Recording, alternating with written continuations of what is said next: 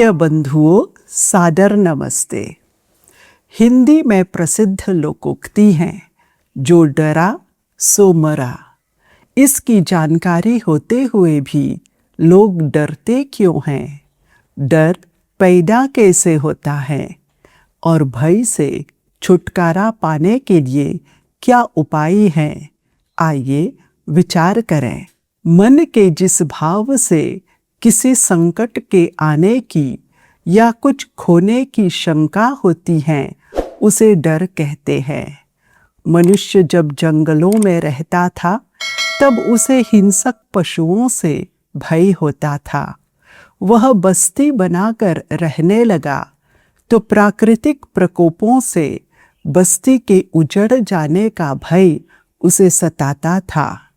आज मनुष्य गांवों में और शहरों में रहता है और उसे चोरों से, अपराधियों से, यहाँ तक कि अपने ही जैसे साधारण लोगों से भी भय होता है। डर के अनेक कारण होते हैं।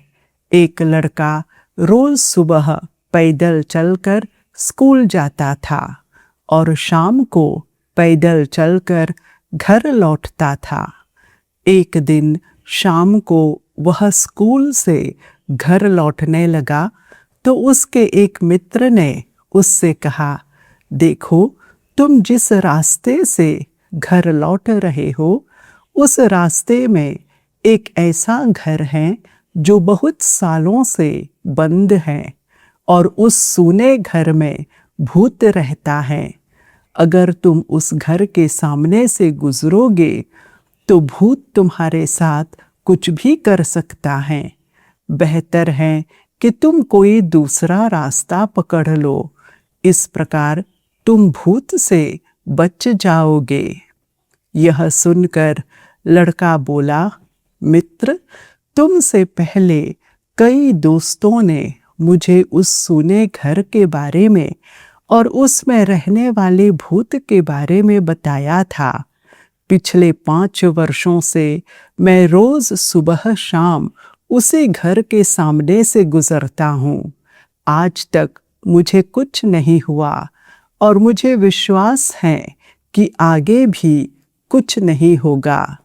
श्रोताओं, इस संसार में हमें डराने वाले अनेक लोग मिल जाते हैं, जिनमें हमारे अपने मित्र या अपने परिचित भी होते हैं।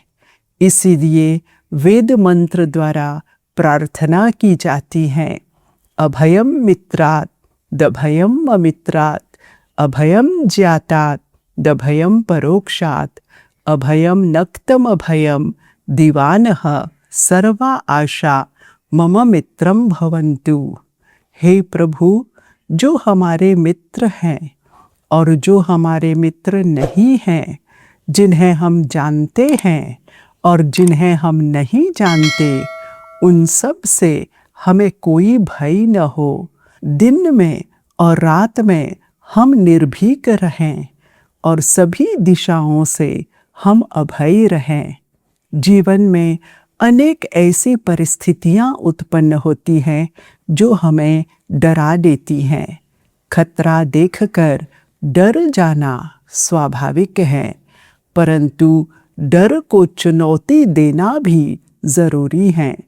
एक घर में 3 बहनें थीं।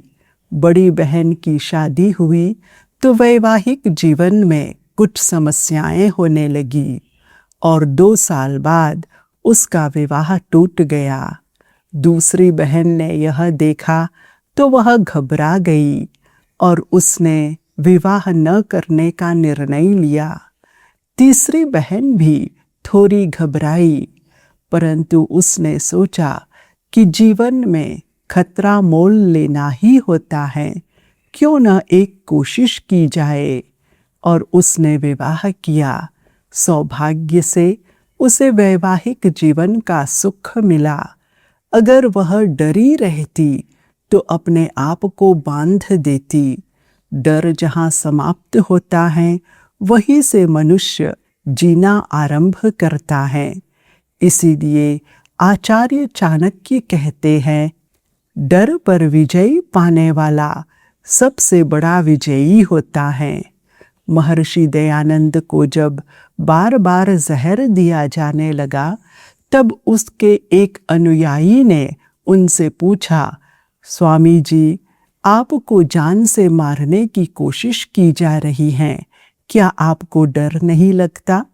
स्वामी जी ने उत्तर दिया, मेरा जीवन ईश्वर का दिया हुआ है और इस जीवन का अंत भी ईश्वर की इच्छा से ही होगा। इसीलिए मैं रोज प्रार्थना करता हूँ, योस्मान द्वेष्टियम वयम, जो हमसे द्वेष करते हैं वो जंभे दद्मः, उन्हें हम ईश्वर की न्याय व्यवस्था पर छोड़ देते हैं। जब ईश्वर ही न्याय करने वाले हैं तब कैसा डर। बंधुओं, अभयम सत्व संशुद्धि, अभयता जीवन की सबसे बड़ी अवस्था होती है। यह संसार उन्हीं लोगों का होता है जो निडर होते हैं। हम अपने विचारों से, अपनी वीरता से और ईश्वर पर विश्वास करते हुए निडर बने। भय से मुक्त होकर हम अपने जीवन को भरपूर जिएं। धन्यवाद। यदि आपको यह वीडियो लाभदायक प्रतीत होता है तो आप इसे शेयर करें, सब्सक्राइब करें और नीचे कमेंट सेक्शन में अपना विचार अवश्य दें। धन्यवाद।